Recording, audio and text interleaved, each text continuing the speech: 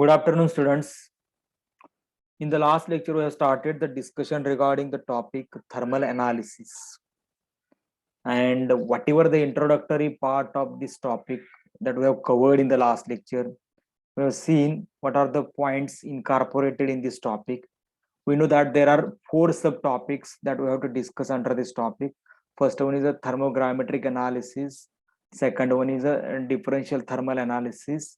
Third one is a differential scanning calorimetry. And the fourth one is a thermometric titrations. So these are the four subtopics we have to cover under the title thermal analysis. So it is one of the bigger topic. We have to give, we have to conduct many more lectures to cover this topic. So I think that within 2 weeks we will conduct the lectures, no doubt, as per the timetable.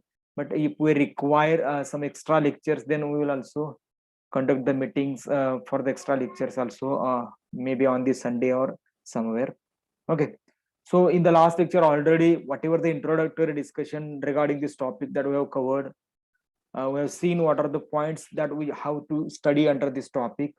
And in the last lecture also we have seen what is the exact meaning of thermal analysis, why there is a need of the thermal analysis, what are the significances or uses of the thermal analysis. तर एवढा जो सगळा part आहे तर तो आपण कालच्या लेक्चरला discuss केला होता. Now in the 2 days lecture we are going to discuss various techniques of the thermal analysis. There are so many techniques where there is a use of the thermal analysis or principle of the thermal analysis, and based on this principle of the thermal analysis there are many more techniques were developed. So which are these techniques? So that we'll discuss in the 2 days lecture. So very first technique that we have discussed in the last lecture only, that is what we can say that thermogrammetric analysis, or it is also called as TZ, or sometimes it is called as a TZA, thermogrammetry, or it is also called as a thermogrammetric or thermogrammetric analysis. And whatever the instrument that we are using to carry out this analysis is called as thermobalance. Is called as a thermobalance. इथं जे instrument वापरलं जातं त्याला आपण काय म्हणतो, thermobalance असं म्हणतो. And the parameter which is measured in this technique is mass.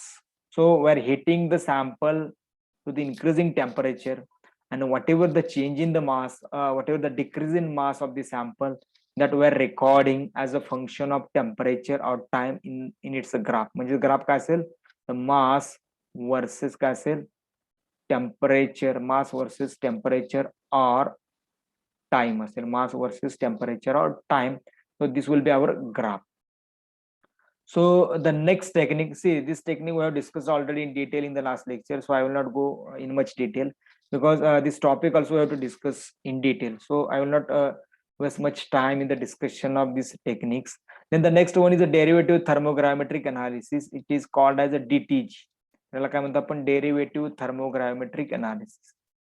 Derivative थर्मोग्रामेट्रिक analysis, त्याला डेरिव्हेटिव्ह टीजे असं म्हणतो, शॉर्ट मध्ये त्याला डीटीजे असं पण म्हटलं जातं. And same instrument, that is thermobalance, that we could use for the derivative thermogrammetric analysis. ते जे instrument तिथं आपण TJ मध्ये वापरलेलं आहे तेच instrument आपण इथं यूज करू शकतो.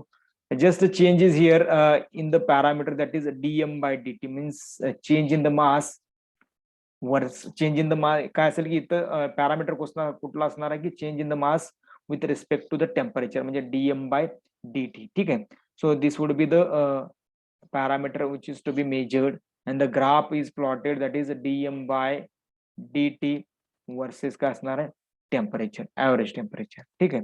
म्हणजेच काय असेल की change in the mass versus change in the mass divide by change in temperature. म्हणजेच काय असेल, it is the ratio of the change in mass to the change in temperature. तर हा रेशो आहे, आणि ऍक्च्युअली हे कोणाच्या वर्सेस आपण मेजरमेंट करतोय, वर्सेस द टेम्परेचर. म्हणजे इथं येणारा जो ग्राफ आहे तर तो डीएम बाय dt अशा पद्धतीचा असेल. आता इथं असणारा जो ग्राफ आहे, the nature of the graph it will be just like this. इकडे डीएम बाय dt असणार आहे, आणि here will be the temperature, that is average temperature, and the nature of the graph will be just like this. असं काहीतरी ग्राफचं nature येईल. So this is about the DTG. तर DTG मध्ये येणारा जो ग्राफ आहे, the graph will be just like this. Okay, so the next parameter is the DSA or DTA. Third one is the DTA, differential thermal analysis. Differential thermal analysis हा topic आपण discuss करणार आहे. Differential thermal analysis, त्याला काय म्हणतो आपण short मध्ये DTA. It is called as DTA, differential thermal analysis. ठीक आहे. So again for this technique we need a differential thermal analysis instrument. हे वेगळं इन्स्ट्रुमेंट आहे DTA. थोडासा फरक आहे या थर्मोबॅलन्सचे इन्स्ट्रुमेंट जे आहे त्याच्यामध्ये थोडासा चेंज असणार आहे सेन्सर मध्ये आणि थोडंसं इन्स्ट्रुमेंट जे आहे त्याच्यामध्ये पण थोडंसं मॉडिफिकेशन आहे. Okay, so this is the DTA, that is differential thermal analysis, and the parameter which is measured in this technique is delta T. So delta T is the change in the temperature. आता हे change in the temperature with respect to what, तर reference असणार आहे. म्हणजेच काय बघा, DTA मध्ये change काय केलाय बघा, थर्मोबॅलन्स मध्ये एकच बॅलन्स पॅन होता. ठीक आहे, आपण ते बघणार आहे डिटेल मध्ये. But in the DTA there are 2 balance pens, 2 balance असतील तिथं. एका बॅलन्स वरती काय असणार आहे, रेफरन्स मटेरियल असेल. In on the another balance there will B sample. आणि मग रेफरन्स आणि सॅम्पल या दोघांचं टेम्परेचर मोजलं जातं आणि त्या दोघांमधला जो डिफरन्स आहे तो डेल्टा टी असणार आहे. म्हणजे डेल्टा टी काय असेल, it is the temperature of reference minus temperature of the sample. It is the temperature of reference minus temperature of the sample. So that would be the delta T. आणि मग इथं काय असेल, delta T is measured versus average temperature. Is measured versus average temperature. त्याचं जे average temperature तसं major केलं जातं. इथं ग्राफचं नेचर असंच आहे बघा. The graph will be just like this. असं काहीतरी ग्राफ येणार आहे. सम peaks will B endothermic, some peaks will be exothermic. असा ग्राफ येणार आहे. इथं डेल्टा टी हा पॅरामीटर असेल आणि here will be the T. So graph in case of the differential thermal analysis would be just like this. तर अशा पद्धतीने ग्राफ असणार आहे. So then the next method is the differential scanning calorimetry. Differential, त्याच्यात बघा calorimetry म्हणत नाही मी, कॅलोरीमेट्री म्हणतो. Differential scanning calorimetry. I think that you know what is the difference between calorimetry and calorimetry. कोण सांगेल? Anyone please tell me what is the difference between calorimetry and calorimetry? Here is the differential scanning calorimetry. CALORIMETRY.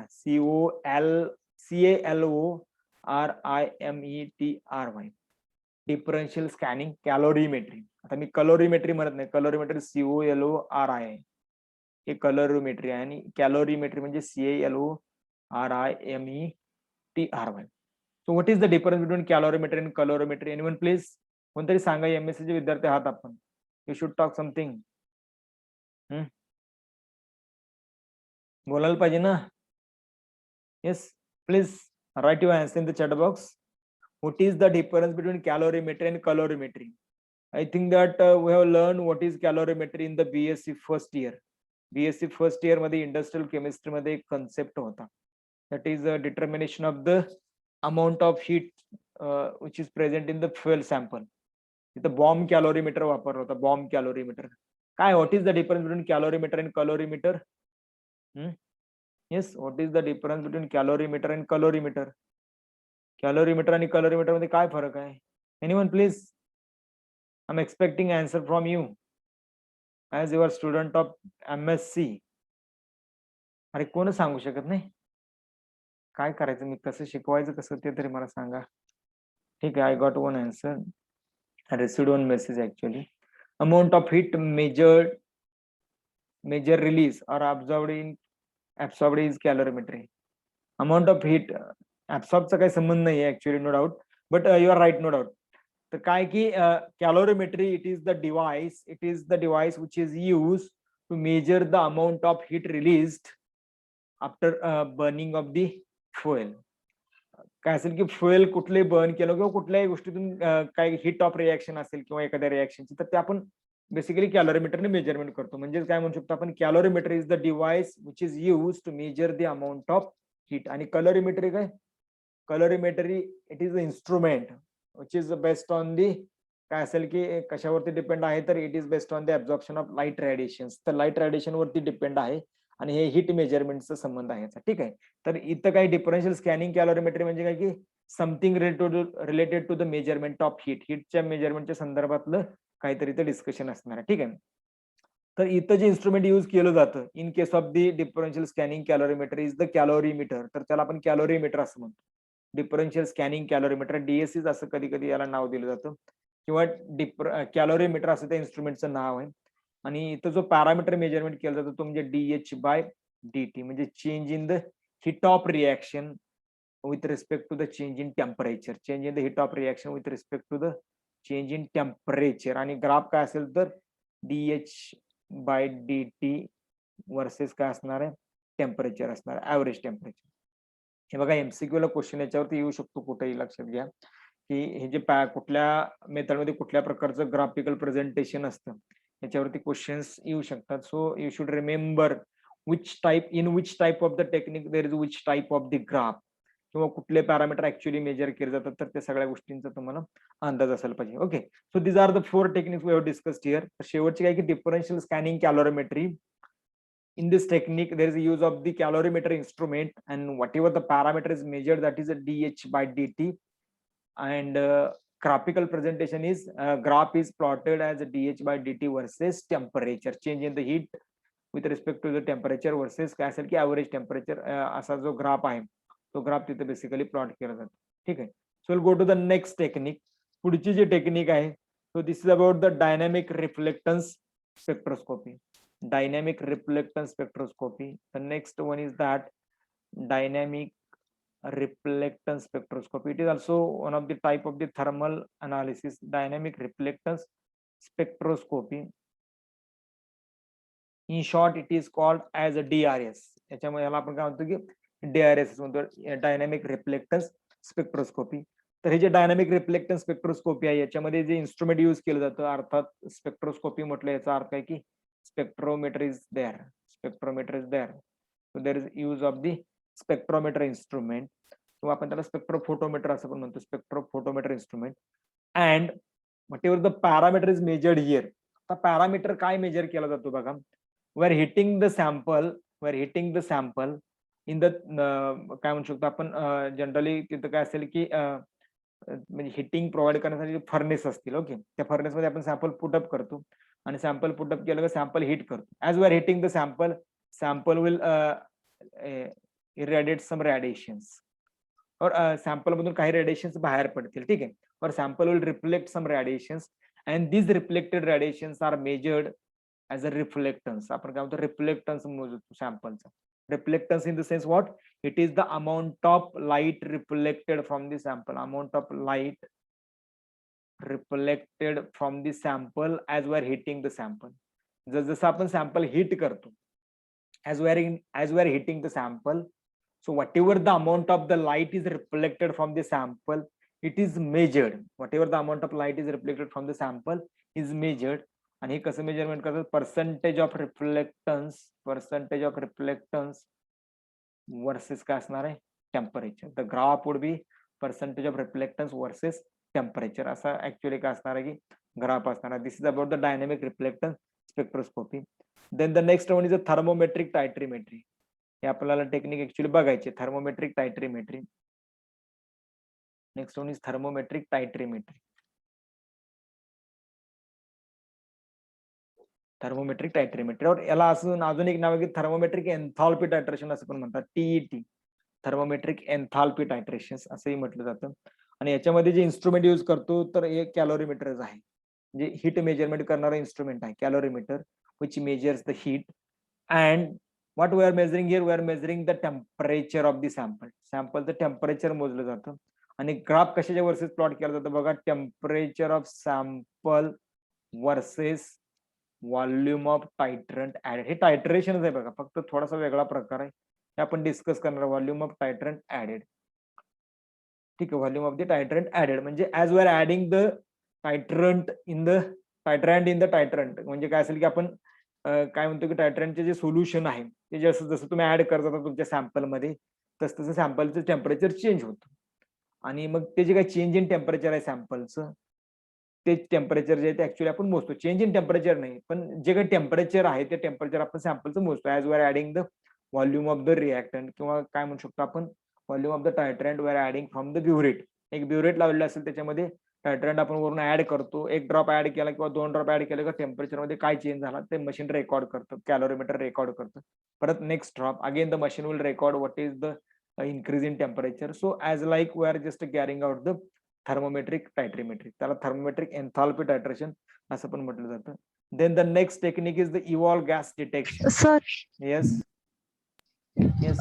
इथे temperature constant ठेवलं जातं.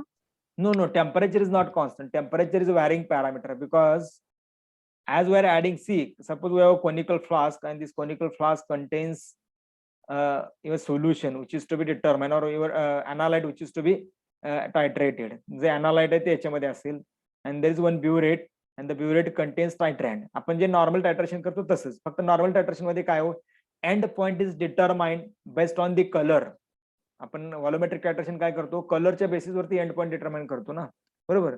किंवा जर instrument असेल, potentiometer असेल, किंवा त्याच्यामध्ये आपण काय म्हणू शकतो कंडक्टोमीटर असेल, पीएच मीटर असेल, तर तिथं तुम्हाला असे काय म्हणू शकतो की आपण इक्विव्हॅलन्स पॉईंट येतात आणि त्याच्यानुसार आपण ग्राफवरून आपण काय करतो की डिटर्मिनेशन करतो. तर इथं पण तसंच आहे की as we are adding the drops from the burette, the temperature of the solution changes. आणि ते जे टेम्परेचर चेंज होतं ना, ते प्रत्येक ड्रॉप नंतर चेंज होणारं टेम्परेचर जे आहे ना ते आपण मोजतो. After addition of 1 ml, 2 ml, 3 ml, 4 ml, so we are measuring the temperature. आणि मग त्याच्यानुसार मग आपण काय करतो की ग्राफ प्लॉट करतो. Okay, I will discuss in detail about the thermometric enthalpy titration, no doubt, because this is the topic that we have to discuss. तर हा टॉपिक आपल्याला ऍक्च्युअली डिस्कस करायचा आहे. माझा आवाज पोचतोय का? Yes sir. एक मिनिट, जस्ट सी, मला वाटलं नेट संपलं का काय. ठीक आहे, तर लक्षात आलं. तर थर्मोमेट्रिक एन्थाल्पी टायट्रेशन जे आहे ना, याचं आपण डिटेलमध्ये आपण डिस्कस करणार आहे. फक्त आता एवढं लक्षात ठेवा की कोनिकल फ्लास्क आहे, त्याच्यामध्ये आपण ब्युरेट मधून काय करतो की टायट्रंट ऍड करतो. टायट्रंट जसं ऍड करेल तसं काय होतं की टेम्परेचर चेंज होते सोल्युशनचं. आणि जे काही इन्फानाइटसिमल चेंज इन टेम्परेचर आहे ना, it is measured in the calorimeter. आणि मग ते ऍक्च्युअली आपल्याला तो जो पॅरामीटर आहे तर तो आपण ग्राफिकल प्रेझेंटेशनला घेतो आणि त्याच्यावरून मग टायट्रेशनचा एंड पॉईंट कुठं आला ते आपण फाइंड आउट करतो. म्हणजे आपण आजपर्यंत व्हॉल्युमेट्री बघितलेलं आहे, इन्स्ट्रुमेंट मध्ये पोटेन्शियोमेट्री बघितलेलं आहे, कॅलोरीमेट्री बघितलेलं आहे, कंडक्टोमेट्री बघितलं आहे, पीएच मीटर बघितलेलं आहे. सिमिलर, फक्त इथं वेगळा फेनोमिनन आहे, that is the thermal analysis. म्हणजे based on the temperature of the solution that we are determining the end point of the titration. तर तो टायट्रेशनचा एंड पॉइंट जो आहे तो आपण बेसिकली डिटरमाइन करतो. ठीक आहे, लक्षात आलं. So whatever the details of this technique I discuss while we are discussing the thermometric enthalpy titration. थोडंसं तुम्ही काय करा, जे व्हिडिओ दिलेले 7-8 मिनिटाचे आहेत नो डाऊट, पण थोडं एकदा बघून घ्या, म्हणजे तुम्हाला बाकीच्या गोष्टी म्हणजे नंतर मला सांगायला सोपं जाईल थोडंसं. ठीक आहे. So the next technique is evolve gas detection. Next technique is evolve gas detection. बघा, आपण विचार पण करू शकत नाही, पण वेगवेगळ्या टेक्निक कशा डेव्हलप केले गेलेले आहेत, कुठल्या कुठल्या पॅरामीटर्सवरती टेक्निक डेव्हलप केले गेले. म्हणजे आपल्याला आता असं वाटू शकते की अरे याच्यावरती पण आपल्याला एंड पॉईंट करण्याची मेजर करतात, तो इम्पॉर्टंट आहे. तर parameter heating the sample, heat करताय तुम्ही, बरोबर. आणि सॅम्पल हिटिंग प्रोव्हाइड केलं की काय होईल, the sample will evolve some gases after its decomposition. हे सॅम्पल जे आहे ना, याच्यातून काही गॅस बाहेर पडतो याचं डिकम्पोजिशन झाल्यानंतर. And the thermal conductivity cell काय करेल हो, thermal conductivity cell will determine the conductivity of the gases which are evolved after heating the sample. Sample ज्यावेळेस तुम्ही हिट करता त्यावेळेस त्याच्यातून जे काही गॅसेस बाहेर पडतायत ना, ते गॅसेस ऍक्च्युअली त्या गॅसेसची कंडक्टिव्हिटी या टेक्निक मध्ये डिटरमाइन केली जाते. आणि according to the conductivity of this gases samples are analysed. बघा हाऊ इंटरेस्टिंग इट इज, किती इंटरेस्टिंग हा भाग. काय की temperature must be there because it is the part of the thermal analysis. ठीक आहे. आणि त्याच्यामुळे इव्हॉल्व गॅस डिटेक्शन मध्ये काय करतो, we are determining the thermal conductivity of the gases which are evolve while we are heating the sample to the certain temperature and we are just measuring the म्हणजे काय करतो आपण, conductivity determine करतो त्या गॅसेसची. आणि this conductivity is plotted versus the temperature and then will get some graph or we will get some pattern of the graph, and according to some patterns of the graph we can easily characterize the any sample. तर कुठले sample आपण काय करू शकतो की characterise करू शकतो. ठीक आहे. So the next technique is the काय असेल की पुढची जी टेक्निक आहे ती म्हणजे थर्मोमेकॅनिकल अनालिसिस. थर्मोमेकॅनिक खूप साऱ्या टेक्निक आहेत, त्याच्यातल्या काही टेक्निक आपण हायलाइट करूया, माहित असावीत नावं. ह्या सगळ्या टेक्निक जरी आपण शिकणार नसलो तरी पण आपल्याला काही नावं याच्यातली माहित असायला पाहिजेत. तर next one is thermomechanical analysis. Thermomechanical analysis अक्षरच्या बाबतीमध्ये थोडंसं समजून घ्या. I don't have any other option. Pen आहे पण थोडंसं डिजिटल वरती लिहिणं आणि चॉकनं लिहिणं याच्यामध्ये फरक आहे जरासा, no doubt. Thermomechanical analysis, it is in short it is called TMA, thermomechanical analysis. तर थर्मोमेकॅनिकल अनालिसिस मध्ये जे इन्स्ट्रुमेंट वापरलं जातं त्याला आपण डायलॅटोमीटर असं म्हणतो. Dilatometer I think that you must have learn dilatometer in the thermodynamics. मला माहित नाही मी MSc 1 ला झाले का, म्हणजे पहिल्या सेमिस्टरमध्ये थर्मोडायनामिक्स होतं का तुम्हाला, तिथं मे बी डायलेटोमीटर झाला असेल. तर डायलेटोमीटर काय आहे? Dilatometer actually measures the shape of the sample. म्हणजे as we are heating the sample may undergoes contraction or the expansion. Sample may undergoes contraction or the expansion. किंवा सॅम्पलचे जे व्हॉल्यूम आहे किंवा सॅम्पलची जी लेंथ आहे किंवा म्हणजे काय म्हणू शकतो, size of the sample may get change. If the sample is liquid the volume of the sample will get change. And what dilatometer does, dilatometer काय करतो, डायलेटोमीटर मेजर्स द, काय करतो, करू शकतो आपण, dilatometer measure the volume or the length of the sample. Measure the volume or length of the sample. Dialectometer measures the volume or the length of the sample. म्हणजेच काय की as we are heating the sample undergoes some changes in the size. म्हणजेच काय की sample may undergoes contract or sample may undergoes expansion if the sample is solid one. If the sample is a liquid one, there is a change in the volume of the sample. So whatever the change in the volume of the sample in case of liquid sample, or whatever the change in the length of the sample in case of the solid sample, is recorded as we are heating the sample to the increasing temperature. म्हणजे काय असेल, आणि मग इथं जो parameter असणार तो काय असणार आहे, व्हॉल्यूम और लेंथ ऑफ द सॅम्पल काय वर्सेस काय असणार आहे, temperature. volume or the length of the sample versus temperature. लक्षात आलं, thermomechanical analysis instrument is dialetometer and the parameters are measured, that is volume or length, and these volume or lengths are plotted versus the temperature. तर इथे एक तुम्हाला graph मिळेल आणि त्याच्यावरून पण तुम्ही सॅम्पल जे आहे ते कॅरेक्टराइज करू शकता. Then the next one is electrical conductivity. Electrical conductivity, next technique is the electrical conductivity. Okay, so next technique is the electrical conductivity. So in case of electrical conductivity, whatever the instrument we are using, that is electrometer. इथं जो instrument वापरलं जातं त्याला आपण काय म्हणतो की electrometer असं म्हणतो, इलेक्ट्रोमीटर. अँड इथं जो पॅरामीटर मेजरमेंट करतो तो काय हो, अर्थात इलेक्ट्रिकल कंडक्टिव्हिटी म्हणजे काय हो, we must have to measure the current or the resistance of the sample. Current or the resistance of the sample. Current किंवा आपण काय म्हणू शकतो, रेजिस्टन्स मेजर करतो R. आणि इथं ग्राफ काय असणार आहे, अर्थात I दॅट इज करंट और R that is resistance versus काय असेल, टेम्परेचर. तुमच्याकडे जर बुक असेल तर माझ्या बरोबर तुम्ही जरी लिहून घेतलं तरी बऱ्याचशा गोष्टी तुमच्या कव्हर होऊन जातील. म्हणजे फार काय तुम्हाला त्रास होणार नाही वाचत असताना किंवा स्टडी करत असताना. आणि नेक्स्ट एक्झाम्स थोडंसं सिरियस घ्या, कारण ऑनलाईन एक्झामिनेशन आहे म्हणून तुम्ही म्हणजे फारच असं लूज राहू नका. कारण मला माहित नाही की पुढच्या वेळेचे क्वेश्चनचे डिफिकल्टी लेवल किती असेल, कारण हे पहिली सेमिस्टर आहे, आम्ही समजून घेऊ शकतो. But in the next semester there will be no any type of the considerations. थोडंसं म्हणजे तुम्ही पण प्रिपेअर असायला पाहिजे. You should be prepare as like the students of master level. Master लेवलच्या स्टुडंट सारखं तुम्ही प्रिपरेशन करायला पाहिजे. Then and then only there will be some type of the learning. MScच्या लेवलचा जो स्टडी आहे, आपल्याला स्वतः मास्टर झाल्यानंतर किती किती म्हणजे प्राऊड फील होतं ना, बरोबर आहे. पण थोडंसं जरा कष्टातून मास्टर झालं तर अजून जास्त प्राऊड फील होईल. त्याच्यामुळे थोडंसं काय की अंडरस्टँडिंग वरती भर द्या, ठीक आहे. तर इलेक्ट्रिकल कंडक्टिव्हिटी ही जे टेक्निक आहे याच्यामध्ये इलेक्ट्रोमीटर हे इन्स्ट्रुमेंट यूज करतो आपण.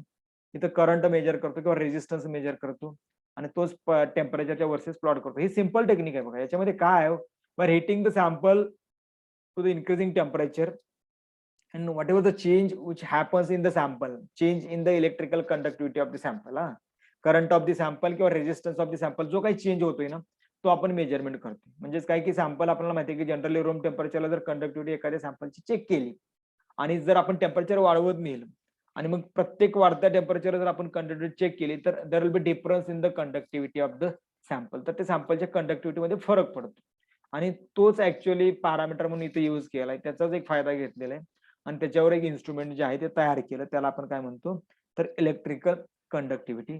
And the last technique that will mention here that is emanation thermal analysis. Emanation thermal analysis. तर एमनेशन याचा अर्थ काय माहिती कोणाला, what is emanation? Yes, anyone please. What is emanation? Emanation thermal analysis असं नाव आहे टेक्निकचं.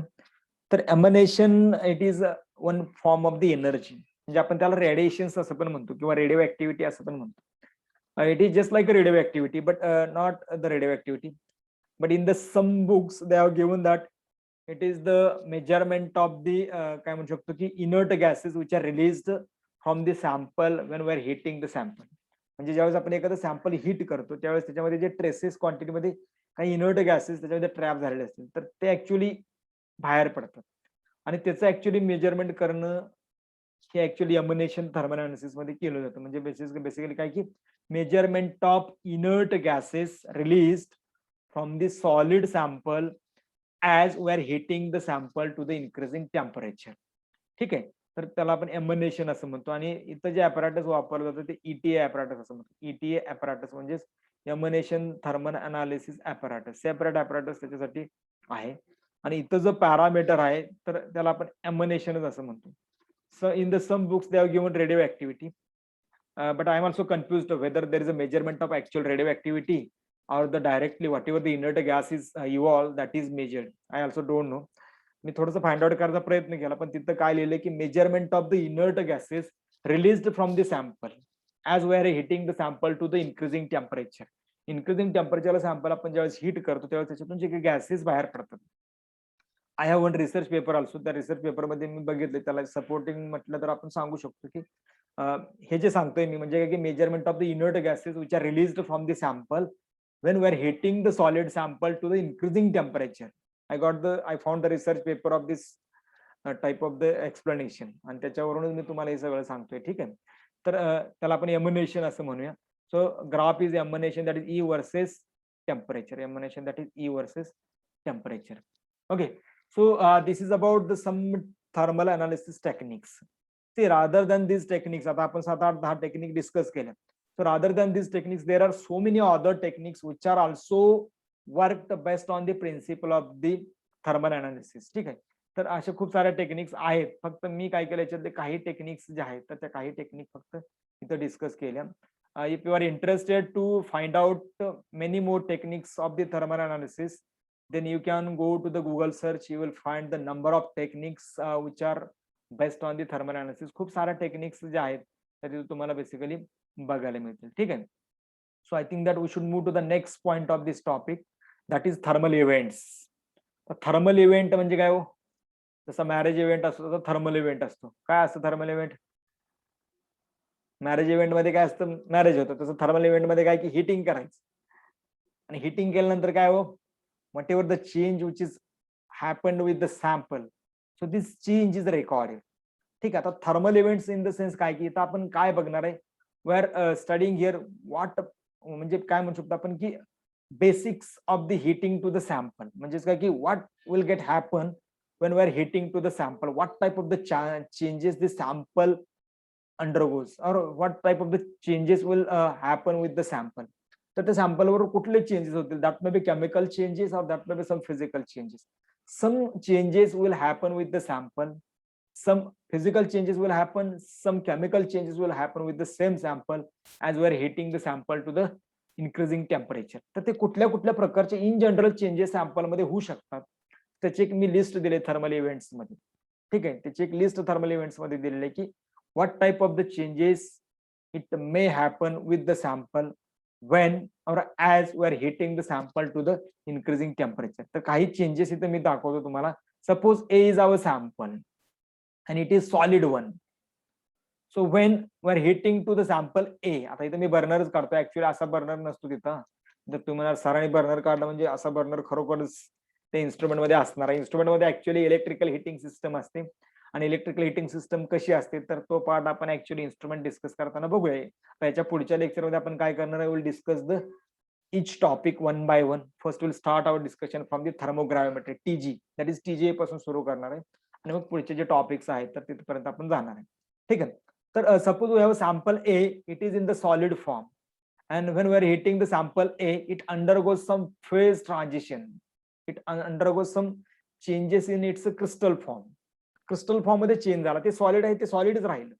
आपण असं म्हणतो बघा, rhombic sulphur is converted into monoclinic sulphur or monoclinic is converted to rhombic sulphur. म्हणजे काय की one crystalline form of the solid gets changed into the another crystalline form of the solid, it is called as a phase transition. म्हणजे इथं बघा S2 दाखवलं म्हणजे solid 1 एका solid मधून दुसऱ्या सॉलिड मध्ये याचं कन्व्हर्जन झालं. It is called as a phase transition. This is the first thermal event that make it happen with the sample. होऊ शकतो हा चेंज होऊ शकतो सॅम्पल मध्ये, सॉलिड सॅम्पल मध्ये. If solid get converted into the liquid, it is another thermal event, that is melting of the sample. If solid is directly get converted into the gas, sublimation will get happen with the sample. If solid A, it gets converted into the solid B, and simultaneously one gas is evolved, then this may be the decomposition. Again, there are some types of the decomposition. There may be thermal decomposition or there may be radiolytic decomposition. Thermal म्हणजे काय की decomposition due to the heating to the sample, और decomposition due to the radio activity. म्हणजेच काय radio activity म्हणजे की त्याच्यातून continuously radiations बाहेर पडतात आणि मग काय होतं की जनरली तिथे सॅम्पलचं डिकम्पोजिशन होतं, त्याला रेडिओलिटिक डिकम्पोजिशन असं म्हणतो. Again one more type of the event is that solid is directly converted into the gas.